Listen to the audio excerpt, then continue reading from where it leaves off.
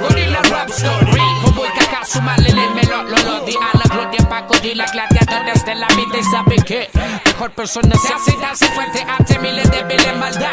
Asolapado de personalidad, a pesar de que hagamos el bien de buscar a la guerra. No puede vivir sin la rivalidad, la que no los deja tener la libertad. Parece que esto está escrito como parte de la historia, pero con reales siglas escritas oscilando en tu memoria auditiva musical. Recitores del rap, a ver si me critican por no descifrar las rimas. Esto está escrito como parte de la historia, pero con reales siglas escritas oscilando en tu memoria auditiva musical. Recitores del rap, a ver si me critican por no descifrar las rimas que yo expulso al recitar. Si está bien o está mal, dime qué dirán, nunca me importó, diga lo que digan. Siempre de frente al mal le voy, como un good boy, siempre sincero y humilde soy.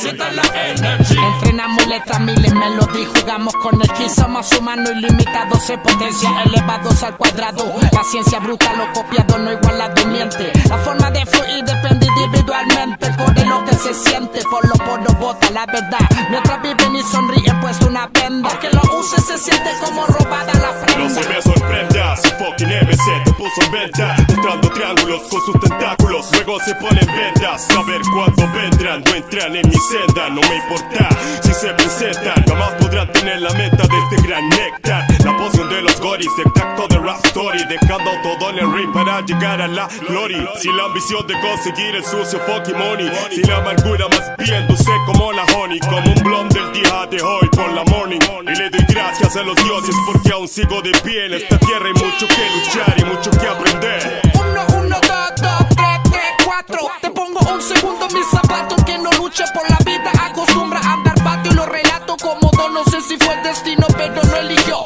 el gorila máximo. Somos los secuaces galácticos y por la vida buscamos paz. El alfa no dijo que brillaríamos por la vida. Si hacemos bien la cosa encontraremos salida, man. Gorilla rap Esto está escrito como parte de la historia.